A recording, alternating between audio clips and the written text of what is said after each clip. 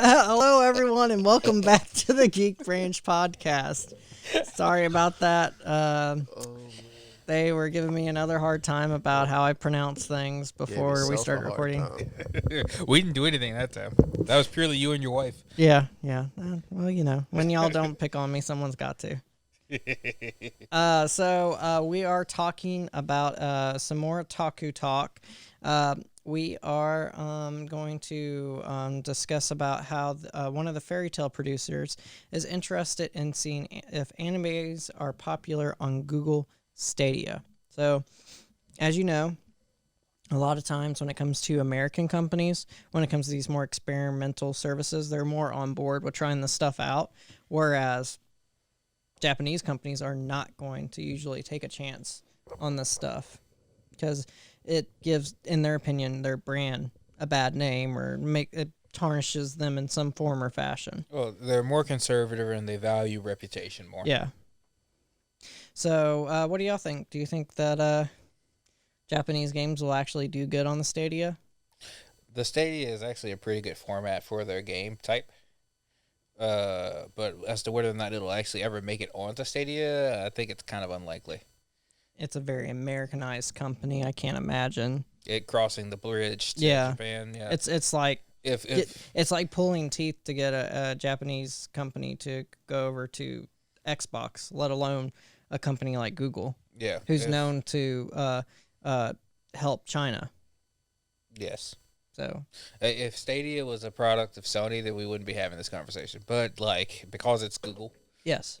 I just think that it's not going to ever actually get a chance to pop up. There might be some independent production. Koei Tecmo is putting one of their games on there. Attack on Titan 2. Yeah, that's to be expected. But as far as as a whole for the market, highly unlikely. Yeah. Speaking of that fairy tale game, have y'all checked it out? No, I'm not even a fan of fairy tale. I'm not really a fan, but it's not like no offense, but most of these anime games that we do get that's actually based off of a popular series ends up being made by CyberConnect 2, and it ends up being exactly like any other Naruto Battlestorm game, and it's kind of getting old. I mean, there are some standout ones. Naruto Ultimate Ninja 2 was a big favorite of mine.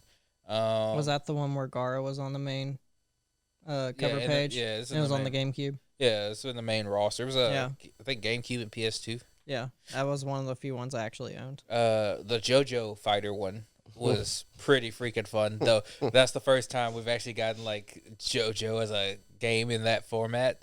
So I was that was pretty much behind. No, we got him in something else. There was a Shonen Jump All Stars fighting game that had. Yeah, but I mean, the entire JoJo roster was there, including people from Part 5 and Part 6. Jolene was in there, who's my favorite Joestar. And then we also had my favorite villain, which was the President of the United States of America for Steel Ball Run. It's not Dio. No, it's not Dio. It's I'm forgetting his name because I like everything about him. Oh my god! But I don't want to spoil anything. But his stand is D4C, Dirty Deeds Done Dirt Cheap. Oh, that makes sense. Yeah. I think it's Valentine. His name has finally come back to me. Yeah. What about you? Do you think that Stadia will ever become something to where even Japan would be interested in? This is a failure. Whoever came up with the idea to even attempt to enfranchise on our turf with anime anything for Google Stadia, just don't. I don't think we'll have anything really to worry about, but it was interesting to see one of the producers actually admitting to actually be curious how one of the anime video games would do. We're pretty good. We're covered. We got mobile games. We got Nintendo. We got PlayStation. We're good. Yeah, Xbox every once in a blue moon. You know, you gotta have that every once in a while. Speaking of that, the Fairy Tail game is supposed to come to the PS4, the Switch, and the PC, but not Xbox. When does that come out again? 2020. I might get that. It's pretty good. Look. Another 2020 game. Yeah, anime fighters are just hidden. It's not a fighter though. It's an RPG. It's a turn-based RPG. like old school style. Exactly. Yeah. That's why Look that's it why up. it's actually interesting. Okay. I was shocked. I thought it was gonna be an anime fight. I'm like, See, all that's why I said it wasn't like a Cyber Connect 2 game. right. Oh. It's RPG. I mean, they tend to do like most anime games are in two formats. They're in fighter format or they're in Dynasty Warrior format. Those are like the two most popular ones. You know what I'm saying? Well, that's why Koei Tecmo was the one that made Attack on Titan 2. Yeah. I'm a sucker for those Pirate Warrior One Piece games. Yeah, the Dynasty I'm Warrior not. rips. They're so much fun. And then they made that One Piece game that was supposed to be open world, and they hyped it, and I was kind of like interested in it. Secret, And you didn't like it? it's a dumpster fire. Most people hate it. I didn't even touch it. I guess you got to be a fan. I didn't touch it, so I I, mean, wouldn't know. sometimes being a fan does like allow you to play things that you would otherwise find unattractive. I mean, I played pretty well every Spider-Man game, and there's a lot of garbage Spider-Man games. Yeah. What was that one? The Ultimate Spider-Man game, man. That game was fun. And then Shattered Dimensions, that's another good one. I mean, there's good ones, and of course, Spider-Man 2. Of course, that's a given. Spider-Man 2 succeeds across all formats. The video game, the movie. It's Yeah. just like every time there's a Spider-Man in 2, it's going to do all right. Yeah, just like that's why I can't wait for the Insomnia Spider-Man 2. Yeah, that's gonna be awesome. I don't know. I mean, he has plenty of costumes to choose from, but they did use a lot of his costumes from the roster. Yeah.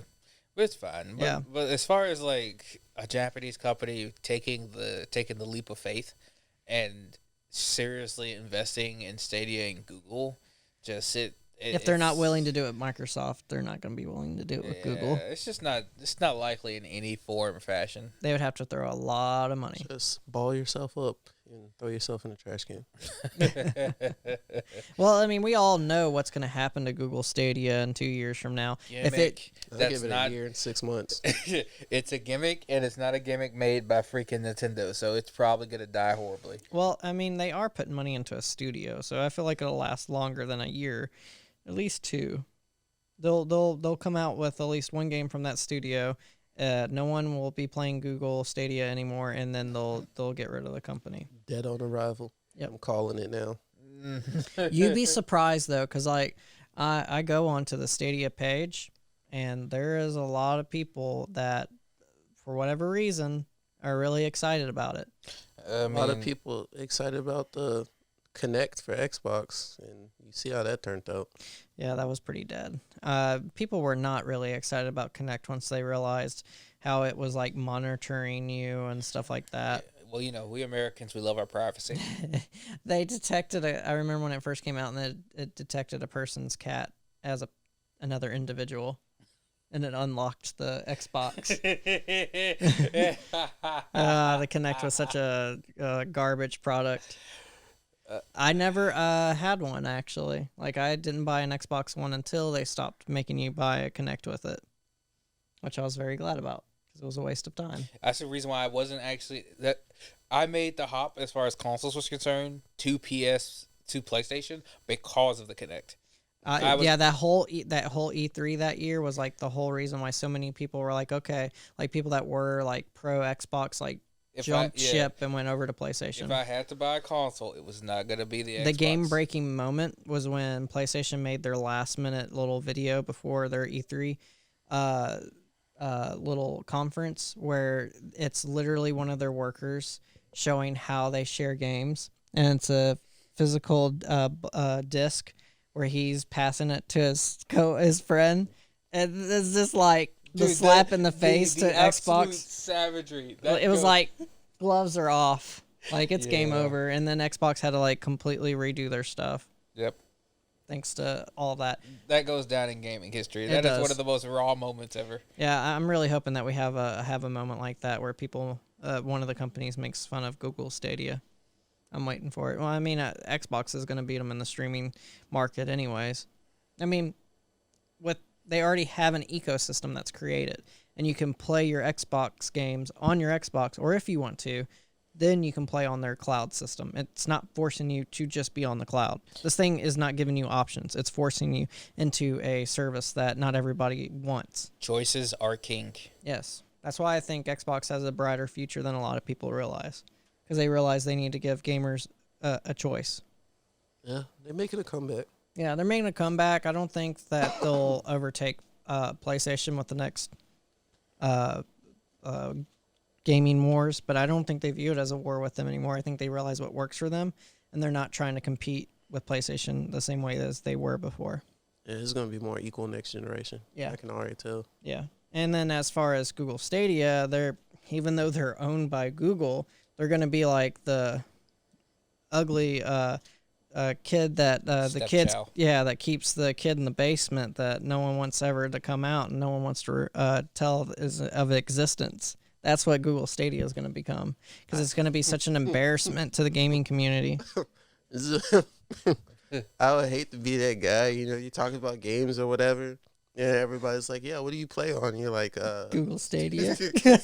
The kid, like if we were still like in middle school or high school. Yeah, my parents bought me one of those Google Stadia controllers for Christmas, or my grandma did. I could totally see the Google Stadia becoming that product. Where your grandma accidentally buys you like this. The knockoff Xbox. Yeah, the knockoff Xbox or something. That's what the Google Stadia is going to become. What am I supposed to do with this controller, Grandma? it's like when people were playing Call of Duty on the Wii. You know what's funny? There's actually people that defend one of the Call of Duty Wii games. No. Yes. No. Yes. There's They a can't be. There's a Black Ops Wii game that people just say is wonderful. Oh my god. That's not me. That is not me. If I play Call of Duty, it's gonna be with a controller, a mouse, and keyboard. The Wii hunting gun was cool, It was pretty cool. but you can't play Call of Duty. Did you with play? Did you ever play the PlayStation Move gun that they had for Killzone? it. Yeah. That was fun. Yeah, that was very accurate. Yeah. Yeah. I actually liked the PlayStation Move when it came out. I used to play that. What was that? That archery game? Yep. Like, all the time. That was another example, like we were talking earlier, where PlayStation's always copying off of Nintendo. Because that was a gimmick of a gimmick. It was a yes. gimmick of a gimmick, but it was a gimmick that essentially they looked at the Kinect from Xbox and they looked at the the Wii, and then they combined the two. Yep. And then they actually utilized the Move controllers for the PSVR, which made sense. So that worked for them. Google Stadia will probably have like some weird indie game. I mean, I like indie games, but I feel like they're gonna have some weird, obscure indie game that no one's gonna play. That's all they're gonna have, like exclusives for that, and then they're gonna make these indie companies go out of business. So if anything, I think they're just gonna harm the industry. And yeah, most def. they're gonna harm the industry by that, and then it might be, they could have some of these developers come back to some toxic ideas for their gaming They're infrastructure. gonna fail as a streaming service, and they're gonna try it again as an actual console. Well, there's two things I can hope for, and by hope I mean I'm wishing them the opposite of will. Yeah. It could either be Anthem, where it lands. Yikes. Where it lands. No, you just say Anthem and you stop. Yeah, that's all you have to say. Right. Or wait. There's one better. It could be Fallout 76. Oh God. Where they just keep going, and when no one knows why, it's just a train wreck that just won't stop. That will be Google Stadia. That really will be Google Stadia. Because I tell you what was Anthem. It was when Amazon made their stupid little controller for their Fire TV. That was Anthem right Little there. clicker. Yeah. Little clicker. No, they really had a controller. An actual controller? Yes, and I it thought you played meant the little blue- Android-based games. You didn't know that? No. Yeah. Wow. Trash. That's worse than Google Stadia.